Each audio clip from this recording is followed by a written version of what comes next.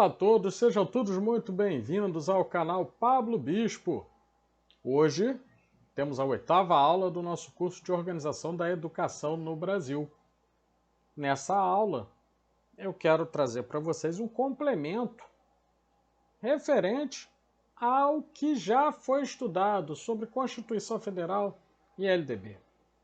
Esse é um complemento rápido, esse é um vídeo relativamente curto, mas muito importante, porque a partir deles poderemos estudar com tranquilidade, quando for necessário, aquilo que o ilustre colega da Universidade Federal Fluminense, Valdec Carneiro, deputado estadual também, chamava de enxurrada de leis.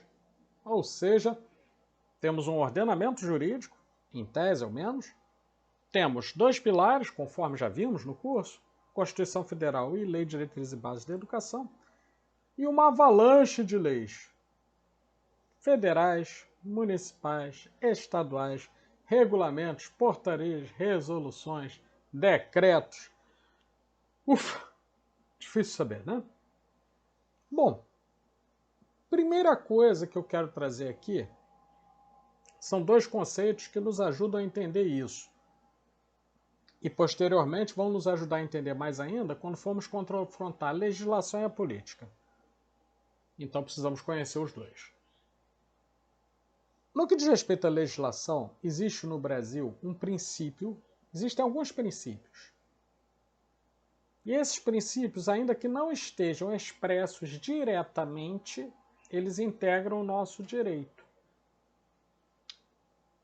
Entendendo o direito como a dinâmica entre legislação e os movimentos da sociedade. O primeiro desses princípios é o princípio daquilo que eu vou chamar de simetria convergente. Outros autores já falam sobre isso, tá? O que é a simetria convergente?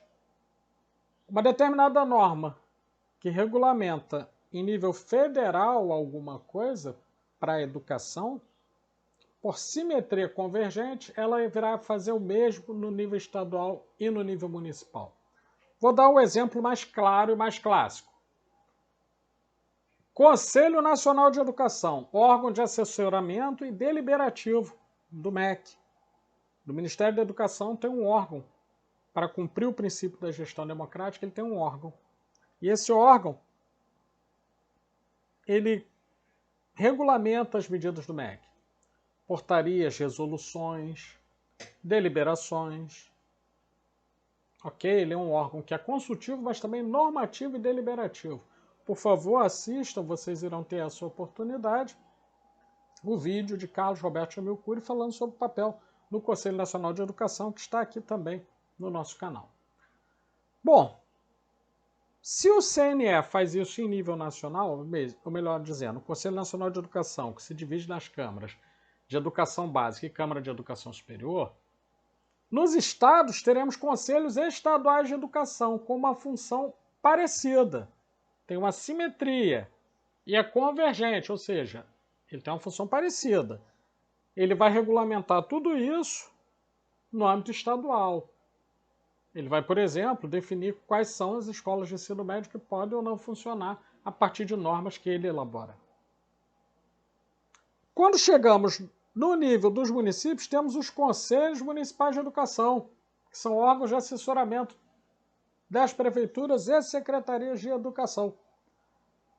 Ora, sabendo disso, entendemos que, dentre outras coisas, já vimos na LDB isso, eles são responsáveis tanto por atender ao princípio da gestão democrática, artigo 206, inciso 6º da Constituição Federal, quanto por assessorar prefeituras e secretarias de educação na verificação e regulamentação de qualidade de escolas de ensino fundamental e educação infantil, baixam portarias, normas e deliberações. Esse é o primeiro princípio. E o segundo princípio, se existe uma simetria convergente na legislação, ou seja, a legislação federal é o que tem mais força. A legislação estadual vem a seguir, e a municipal no nível mais abaixo. O segundo princípio, conforme que já está sendo apresentado, é o de hierarquia legislativa. Ou seja, uma lei municipal não pode, no mesmo âmbito, na mesma esfera, sobre o mesmo assunto, contrariar uma lei estadual, que não pode contrariar uma lei federal, que por sua vez não pode contrariar muito menos a LDB e nem tampouco a Constituição Federal. Então percebam, outra dica para estudar a legislação. Se você tem uma lei municipal e essa lei vai contra a LDB, ela é ilegal e até pode ser inconstitucional se ela for contra a Constituição. Vou dar um exemplo aqui, que não vou estender, não vou dar nomes, tá? Mas vou dar a ideia do exemplo. Numa determinada rede de ensino, a rede de ensino, num determinado estado, num determinado tempo, que aconteceu, quem quiser vai pesquisar, eu não vou dizer, resolveu que as escolas públicas não aceitariam, vejam bem, algumas escolas públicas não aceitariam meninas. Hoje acontece, inclusive, de não aceitarem pessoas LGBTQIA+.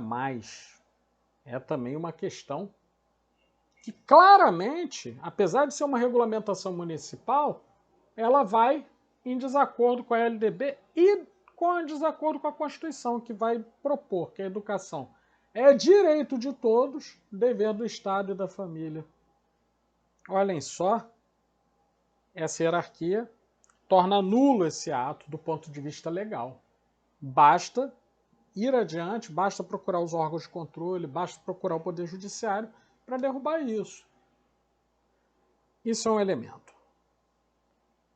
Eu sou um autor um pouco diferente. A maioria dos autores vão estudar essa hierarquia chegando até o nível municipal, nível dos planos municipais de educação, das leis orgânicas municipais. E eu vou dizer que a escola também participa dessa hierarquia legislativa, porque ela possui documentos normativos. Ela possui, quando você fala do seu planejamento, seja de pequeno, médio e longo prazo, um documento chamado Projeto Político e Pedagógico. E quando você está falando de questões como questões disciplinares, questões administrativas, turno das escolas, como vai ser a relação professor-aluno, etc., você tem um regimento escolar. Mesmo essa legislação que é interna à escola e muitas vezes é inspirada no que propõe o sistema de ensino, ela não pode desobedecer nem a LDB nem a Constituição. Vou dar um exemplo aqui. Um único exemplo. Imaginemos, eu estou pegando o artigo 33 da LDB, que dispõe sobre ensino religioso. Quem tiver dúvida, vê lá no videozinho sobre a LDB, artigo a artigo, e vocês vão ver. O sistema de ensino e a escola é obrigado a oferecer a aula de ensino religioso, mas ela não pode obrigar o aluno a assisti-la. A frequência é facultativa, já vimos isso. E aí um determinado sistema de ensino, que já aconteceu essa questão, obrigava os seus alunos a assistir aulas de religião. Ora, isso veio a se tornar processo, isso veio a acarretar algumas sanções para os diretores e para o secretário municipal de educação deste município. Por quê? Porque ele passou por cima da LDB. A LDB dispõe que você pode até oferecer o ensino religioso, você deve oferecer o ensino religioso, mas você não pode obrigar os alunos a estar presentes.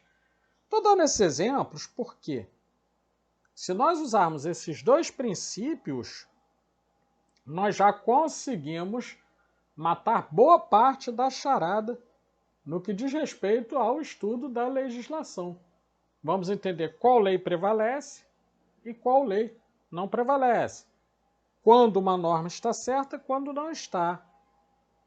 E, ao mesmo tempo, vamos entender que, do ponto de vista legal, não estou dizendo do ponto de vista político as coisas funcionam diferente, a gente vai abordar isso em outra aula, as coisas seguem uma determinada simetria, que vem de cima para baixo mesmo, tá? Sendo a mais forte, o elemento gerador das normas, a Constituição Federal de 88.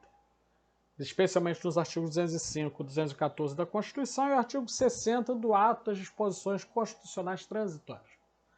Perfeito. Se eu estou falando de princípios, eu quero falar de 3 princípios para encerrar essa 8ª aula, que é relativamente curta. Eu falei da Constituição e eu falei da LDB.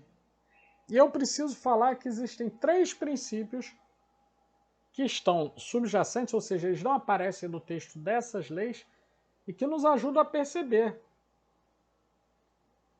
como elas foram estruturadas e que vai ter influência em todo o resto do ordenamento jurídico para a educação. Quais são esses? O princípio da responsabilização, ou accountability, se formos falar em inglês. Ou seja, Estado e sociedade compartilham responsabilidades. O Estado tem funções de provimento e estruturação dos sistemas de ensino, e a sociedade tem funções de acompanhamento e controle, junto com os órgãos de controle. Falamos em responsabilização, mas não existe só esse. Existe um outro princípio que é o de autonomia.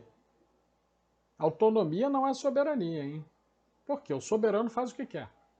Autonomia é a possibilidade de fazer o que assim deseja dentro de algumas normas, dentro de algumas regras.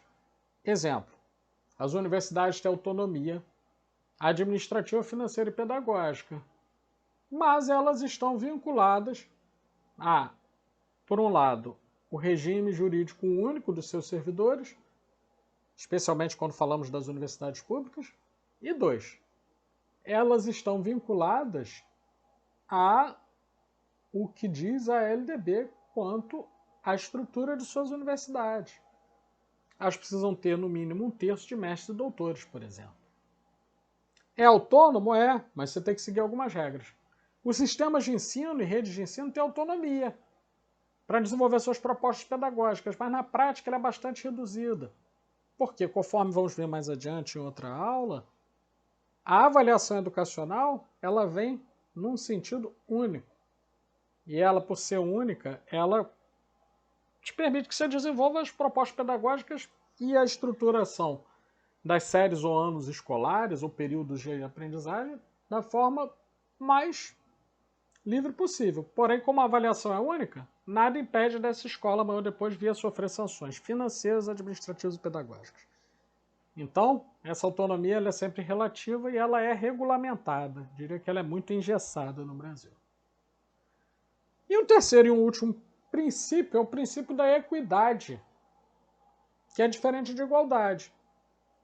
Se o princípio da equidade é diferente da igualdade, eu vou dizer o seguinte: enquanto a igualdade pressupõe que todos partem de uma igualdade de condições para o acesso ao ensino, por exemplo, a permanência em escolas e na universidade, o princípio da equidade vai dizer que não. Condições diferentes para aqueles que possuem modos diferentes, posições sociais, culturais ou até físicas diferentes. Um exemplo disso, a proposta da educação inclusiva. A política nacional da educação especial na perspectiva inclusiva, ela vai propor que, quando vocês leem lá os artigos 58 a 60, em havendo necessidades especiais, especialmente deficiências ou altas habilidades e superdotação, os sistemas de ensino precisam se adaptar para atender àqueles que possuem essas necessidades. O sistema de ensino precisa promover esses recursos e, se não puder integrá-los na mesma sala de aula, precisa de espaços de aprendizagem e tempos de aprendizagem próprios para esses sujeitos. Exemplo disso é que nas universidades públicas as disciplinas de Libras se tornaram obrigatórias de um tempo para cá. Esse é um gancho muito interessante, porque o que nós vamos falar remete à hierarquia legislativa. Essa política nacional de educação especial, na perspectiva inclusiva, dentre outras políticas, elas vêm a partir de acordos e tratados internacionais, que entram no Brasil com força de lei complementar, ou seja, eles se integram ao ordenamento jurídico. Eles vêm a ter força comparável à lei complementar e regulamentam a legislação federal. Exemplo, Declaração de Salamanca, que regula a educação especial na perspectiva inclusiva. Depois eu vou deixar o link aqui para quem quiser ler a Declaração de Salamanca. E aí vocês vão ver que vários pontos foram integrados, tanto à LDB quanto à Constituição. Por exemplo, essa premissa de que é o sistema de ensino que deve se adaptar ao sujeito com necessidade especial e não o contrário. Então, os tratados e acordos internacionais possuem poder de legislação que às vezes está mais forte do que uma lei orgânica municipal, por exemplo, que uma lei orgânica estadual, e até com poder de alterar deliberações do Conselho Nacional de Educação e modificar artigos da LDB e da Constituição. Muito bem, essa é a 8ª aula, espero que tenham gostado. Por favor, se inscrevam no canal, cliquem no sininho das notificações. Quem desejar seguir no Facebook, lembre-se, @PSMBSantosUF. Quem me desejar seguir no Instagram, @PSMBS. Então curtam, compartilhem, se inscrevam, ativem o sininho das notificações e estejam sempre atentos, porque aqui tem conteúdo de qualidade, muitas novidades e principalmente seriedade no que está sendo apresentado. Aqui não tem de forma nenhuma torcida político-partidária. Aqui tem conhecimento, e conhecimento importante para quem quer entender um pouco mais da organização da educação no Brasil. Muito obrigado a todos e até a próxima!